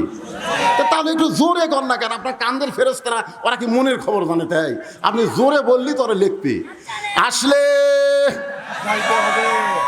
কবে? আচ্ছা, যাওয়ার যে বিষয়ে যাওয়ার তারিখ নাই, তাহলে আমাদের যে সাইজ বর্তমানে, এই সাইজে যে আমরা মরি ভাই। আপনি বলেন তো কোনো বেনামাজি যদি মরে যায় ওই কবরত যাওয়ার পরে প্রথম প্রশ্ন কি হবে? আপনারা এগুলো জানেন না? বেনামাজি মরিছে, মুনকিন নাকি যা বলতেছে মান রব্বুকা, তোর রবকে?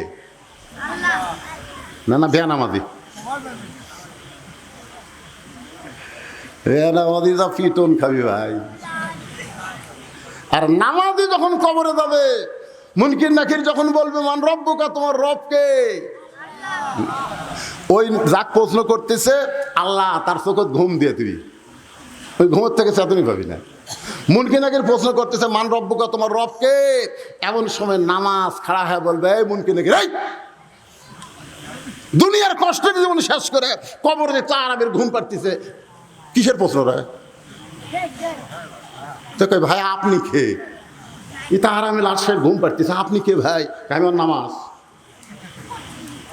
নামাজ মান রব্বুকা প্রশ্ন করতেছিস, এই সারা জীবন কয় ওয়াক্ত নামাজ পড়ছিস হিসাব দে।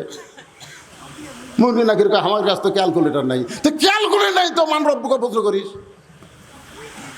যতবার মসজিদের মধ্যে ঢুকছে নামাজের নিয়ত করে এই লোকটা বলছে আলহামদুলিল্লাহি রব্বিল আলামিন। যখনই রুকুত গেছে সকলে বলছে সুবহান রাব্বিয়াল আযীম, সেজদাত গিয়ে বলছে সুবহান রাব্বিয়াল আলা। তো দুনিয়াতে এতবার রব রব করে কবরত কেবল ঘুমাইছে, আর আবার রব। মুনকির নাকির কয় আল্লাহ তোমার বান্দাকে মান রব্বুকে প্রশ্ন করার পরে নামাজ যে গরম হচ্ছে, আল্লাহ কই যে নামাজ যে কবরে আইছে তার সব উত্তর হয়ে গেছে। জোরে কোন সুবহানাল্লাহ, জোরে কোন সুবহানাল্লাহ। আর যারা বেনামাজ হয়ে মরতেছেন, কি মন খারাপ করতেছেন? মসজিদের উন্নয়ন মানে খালি মসজিদ, হাই রে কি করে ফেলা দিতে রে, কলজা শান্তি রে, 201 গম্বুজ মসজিদ রে। আমার এলাকার ছেলেরা হাইস মাইক্রো ভাড়া করে দেখবার গেছিল টাঙ্গাইলের গোপালপুরে। আশা করি হুজুর দেখছেন আপনি সেই মসজিদ? হুজুর আমরা ছাদের উপরে যা গম্বুজ গুনছি হুজুর 201টা।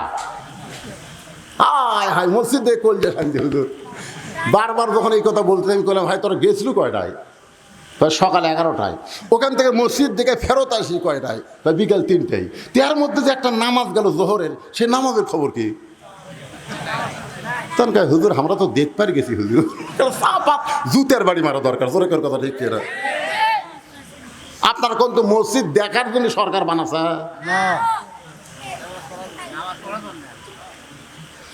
তাহলে মসজিদের উন্নয়ন মানে মসজিদকে সুন্দর করে সাইজ করা না, মসজিদের উন্নয়ন হলো মুসল্লি কালেকশন। জোরে কোন কথা ঠিক না? আজকে বাংলাদেশের বক্তারা মুসল্লি কালেকশন না করে খালি মসজিদে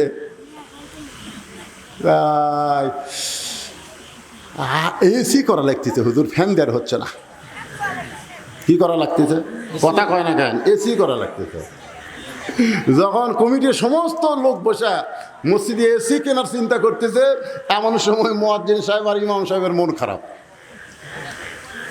তখন সবাই বলে ইমাম সাহেব, মুয়াজ্জিন সাহেব আপনাকে মন খারাপ কেন? বলে ভাই রে, ইমাম সাহেব বলতেছে আমার ঘরত একটা ফ্যান আছে, ইমামের একটা ঘর আছে, ঘরতে একটা পুরাতন ফ্যান দিছে ভাই, ঘুম হয় না, ঘর বিয়ারিং খারাপ। জোরে কোন কি খারাপ? গত বছর যে বেতন আছিল, আগা বছরও যে বেতন আছিল, এই বছর সব জিনিসের দাম 3 গুণ হয়ে গেছে, বেতন বাড়ায়নি। বেতন চালে কই এসি আগে কিনা লাগবে, তারপরে বেতন। আপনারা বলেন তো আগে মসজিদের ইমামের বেতন বাড়ানো দরকার না এসি কেনা দরকার? কোনটা দরকার? আপনারা হক কথা কর না কেন? কোনটা দরকার? আপনি তো বইয়ের গলা ধরে ঘুম পাড়েন। আসসালাতু খায়রুম মিনান নাওম কে কই রে?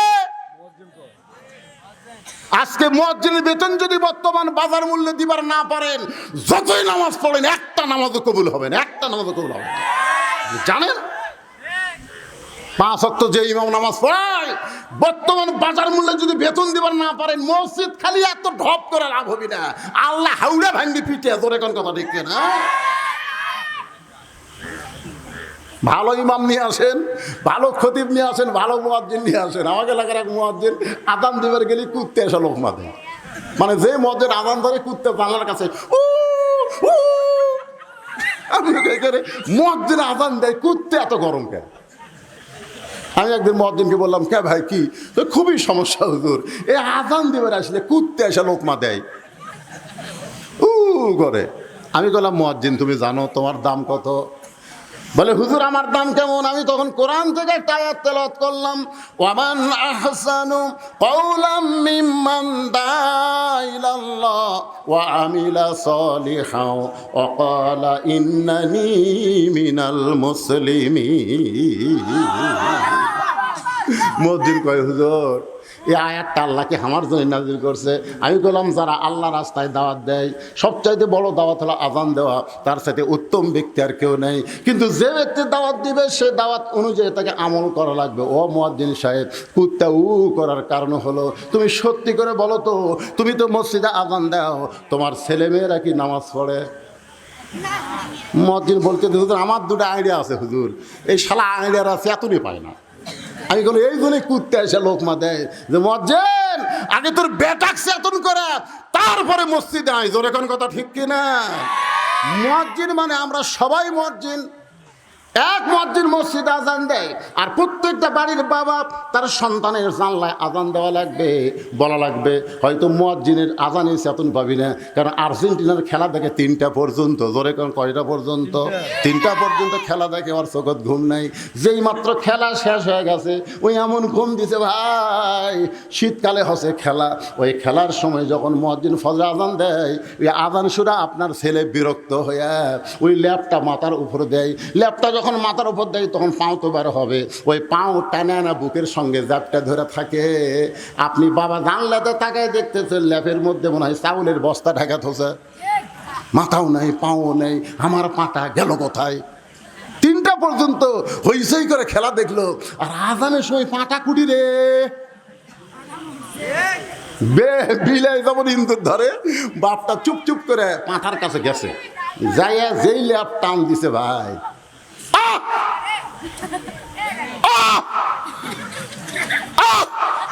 বেটা চিল্লা খাবা আপনি নামাজ পড়া বাদ দেয় আমার ঘরে ঢুকে করতেছেন কেন? করার কারণ হলো তোর সাইজ আর সকালবেলা সাইড থেকে কুত্তার সাইজ একই সাইজ রে, তুই আর বেটা না কুত্তে রে। আপনি বেটা কুত্তা করছেন আব্বা, শয়তান। 3টা পর্যন্ত খেলা দেখিস, মেসি কিভাবে পাস করে গোল করে ওইটা তুই কবার পারিস, নেইমার কি করে গোল করলো সেইটা কবার পারিস, আর শালার বেটা শালা মসজিদের আজান দেয় তুই চাতুর মাস লাগে। ওঠ ওঠ, এই এই সুটটা গুলো বেশি পাগলা হয়ে গেছে, ভালো করে শোন।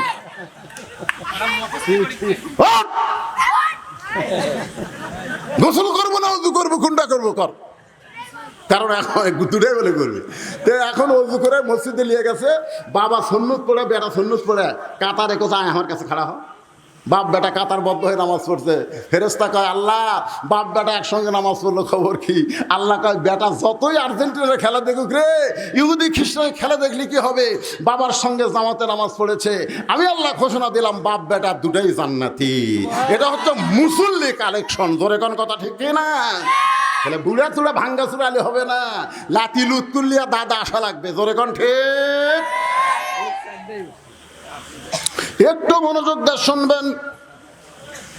ফাতেমা ডাকতে বলে স্বামী গো, এই দুনিয়ার সবচাইতে সত্য কথা হলো আসলে যাইতে হবে।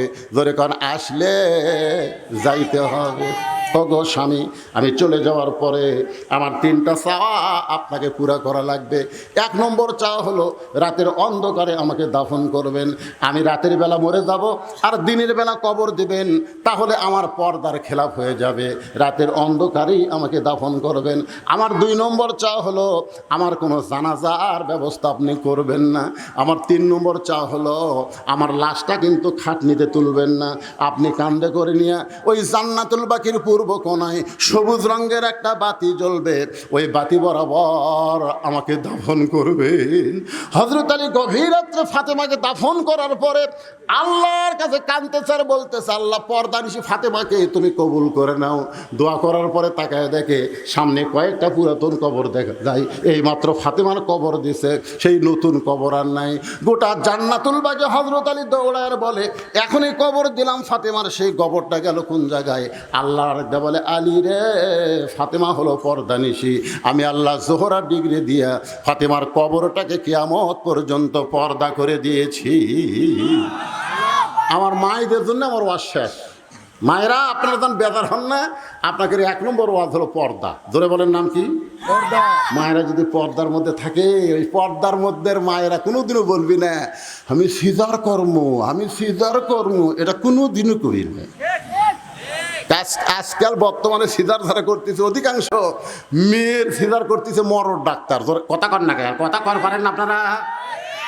একটা পর্দা নিশি মা গিয়ে বলবো মোরে আদামুরে নর্মালে বাচ্চা নেব, সিজার করবো না। এই যে সামনে গুলো বসে আছে বুঝলেন, এত পেঁচাল পাঠতেছে কি জন্যে? না সিজন না, না না সবগুলা লয় আচ্ছা সিজার বলবেন আপনি। পেট পেটে বার করা।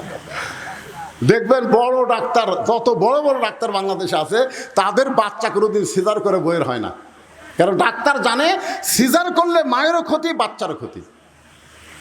এই জন্য বড় ডাক্তারের সন্তান সিজার লাগে না, বইয়ের সিজার লাগে না। 2 নম্বর হচ্ছে মৌলানাদের বাড়িতে কোনোদিন মিলাদ হয় না, ওরা পরের বাড়িতে পড়ায়, নিজের বাড়িতে হয় না।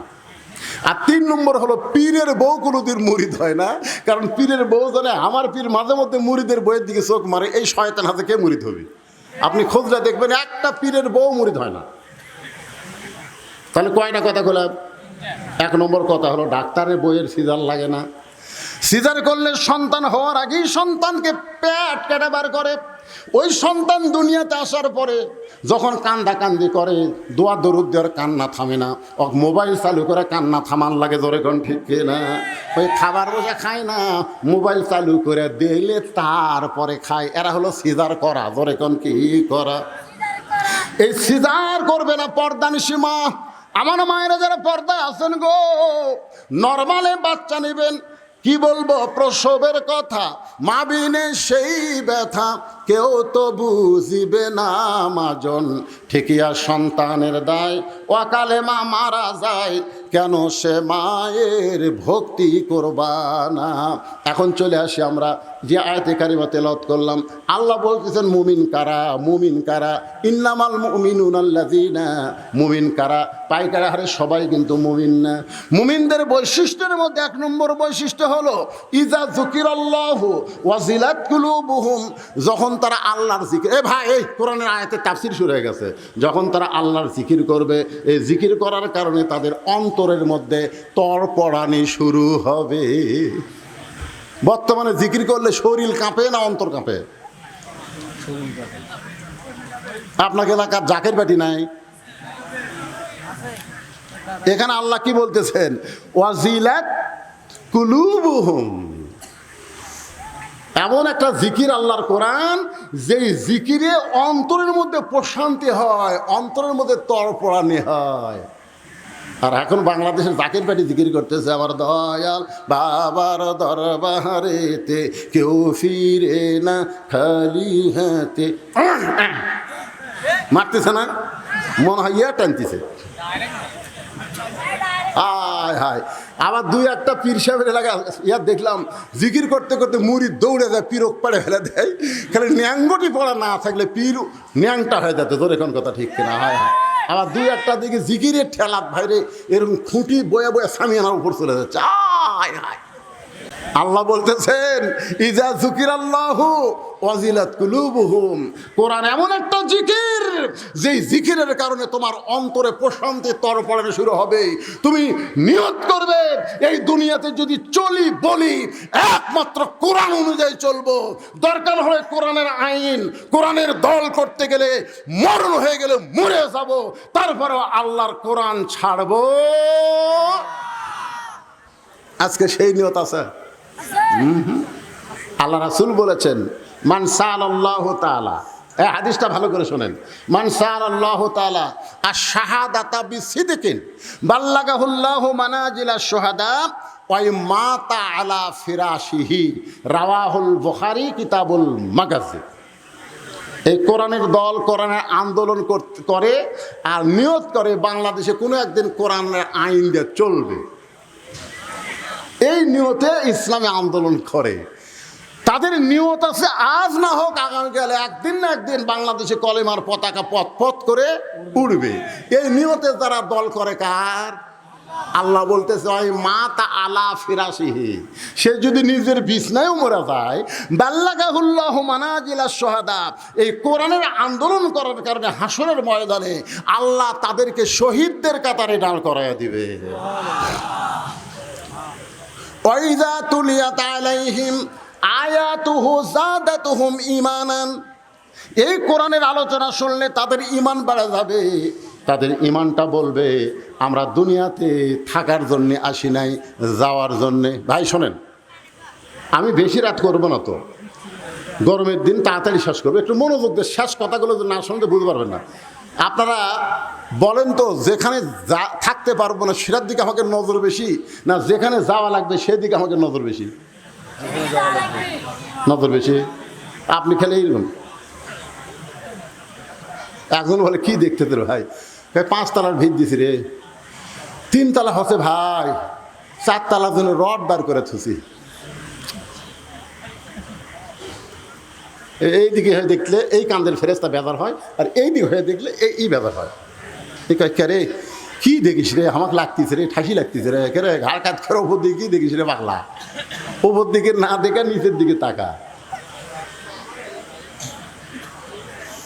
এটা কি এই নিচের দিকে, নিচের দিকে আপনার বলেন তো, বাংলাদেশের দোতলা কোনোদিন কবর দেখছেন? দোতলা কবর কথা কর না কেন? দোতলা কবর পৃথিবীতে আছে? আমি শ্রেষ্ঠ 2টা গোরস্থানে বারবার গেছি, একটা হলো জান্নাতুল বাকি, একটা জান্নাতুল মাওয়া, যেখানে প্রতিদিন মানুষ মারা যাচ্ছে, দাফন হচ্ছে, তারপরেও 2 তলা 3 তলা 4 তলা করেনি। তাহলে যেখানে যাওয়ার পরে 50,000 বছর কমপক্ষে থাকা লাগবে, সেটাই 1 তলা রে, তাও নিচতলা। আর আমরা নিচতলা গ্যারেজ করছি, নিচতলা গ্যারেজ। তুই কোন তলা থাকিস?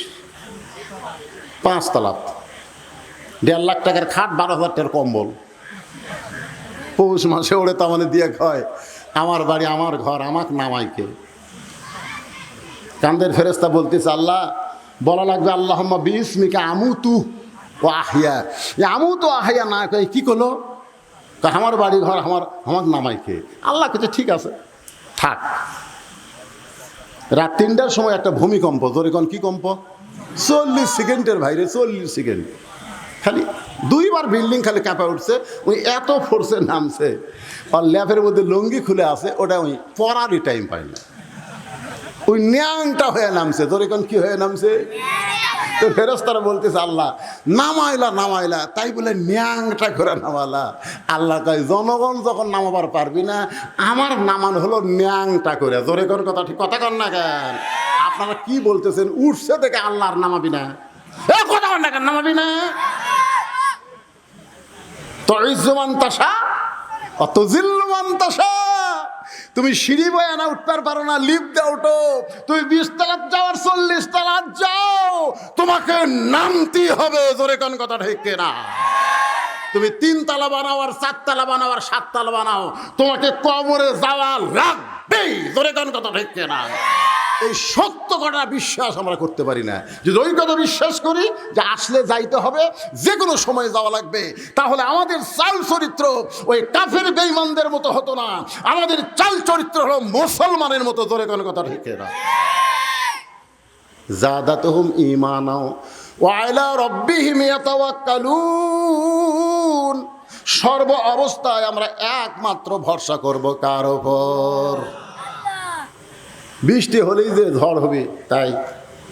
বৃষ্টি হলেই ঝড় হবে? আপনারা বলেন তো, এর আগে কোনোদিন বৈশাখ মাসে বৃষ্টির জন্য এত দোয়া হচ্ছে? কথা কন না কেন ভাই? আমি তো আমার 39 বছরে ওয়াজের বয়সে দেখিনি যে বৃষ্টির জন্য প্রত্যেক জেলায় জেলায় নামাজ। তারপরে যখন বৃষ্টি হচ্ছিল না, তখন আমাকে দুজন করছিল, হুজুর আপনার উদ্দি আর কাম হবি না হুজুর। আমরা তখন আর শরমে মানুষ কিছুই করতে পারি না, গুনগুন করে আমি আরবি দিয়ে বৃষ্টির দোয়া করি। শোনেন, এই যে নামাজ হচ্ছে, দোয়া হচ্ছে দেখে, একবার বৈশাখ মাসে যে বৃষ্টিটা হলো আপনাকে এলাকার, আপনারা বলেন তো বৃষ্টি হচ্ছে না ঝড় হচ্ছে? কথা কন না কেন? কোনো ঝড় আছে? এটা দোয়া কবুলের লক্ষণ রে পাগলারা। এর আগে বৈশাখ মাসে ম্যাক করলে আগে বাতাস হবি, ঝড় হবি, ফালাবি, আমের ডাল ভাঙবি, তারপরে পাথর হবি, তারপরে বৃষ্টি হবে। জোরে কথা না কেন? এ বছর কোনো ঝড় আছে? বৈশাখ মাসের কয়দিন আছে? আমি মনে করলো সেদিন মহাস্থানে যে কামটা হলো, বুঝলেন, ওই বৈশাখের শেষ বৃহস্পতিবার আমি সেই রাত্রে ওয়াজ করি, আল্লাহ আজকের রাত তো মহাস্থানে সেই কাম হচ্ছে, আমি সিরাজগঞ্জে ওয়াজ করতেছি। আল্লাহ দেখ, আল্লাহ আল্লাহ তুমি গজব দেখ না আল্লাহ। হাই হাই শুনলাম কয়েক মন বলে গাঁজা খাসি রে। সুলতান বলকি মহীশ্বর পরশুরামের বিরুদ্ধে যুদ্ধ করে আল্লাহর দিন প্রতিষ্ঠা করলো, আর মহীশ্বরের পাটাগুলা যায় এখন কি করতেছে? গাঁজা খায়। আল্লাহ তারপর আমাদেরকে ঝড় দেয়নি, আমাদেরকে কোনো গজব দেয়নি। আজকে শুকরিয়া তান আল্লাহর ঘর মসজিদে আপনাদের কাছে রুমাল যাবে, ব্যাগ যাবে। শুকরিয়া তান যে কোনো বিপদ আপদ মুসিবত আল্লাহ দেয় না। সদকাতু তারুদ্দুল বালা, দান সাদকা করলে আল্লাহ বালা মুসিবতকে দূর করে দেয়। এই জন্য আপনাদের কাছে রুমাল এবং ব্যাগ যাবে। মন খুশি করে যার যা ইচ্ছা আল্লাহর ঘরে আপনারা দান করবেন। রাজি আছেন? আপনাদের কাছে ব্যাগ গেলে, রুমাল গেলে কারা কারা একটা টাকাও দিবেন না? আছে কেন? সবাই দিবেন? মাশাআল্লাহ। তাহলে এই ব্যাগ পাঠিয়ে না, তোমরা ভিতরে যাও। আর এখানে 1000, 2000, 5000, 10,000 কেউ যতক্ষণ ব্যাগ আদায় করতে সময় লাগবে ঠিক ওই সময় পর্যন্ত আমি টেবিল আদায় করব।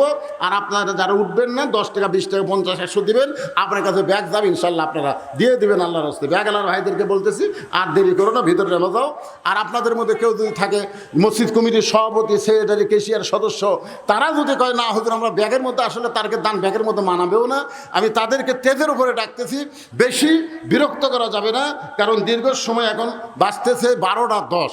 আমি উঠছি 10:15, এখন বাজতেছে 12:10। দীর্ঘ সময় আলোচনা করার পর আদায়ের পরে আমার বাকি কথাটা বলে আপনাদের নিয়ে আমি আল্লাহর কাছে মোনাজাত করতে চাই। ভাইজান ও মুরব্বী ওঠেন না বাবা, এই যে এখন ওঠে কেন? বসেন।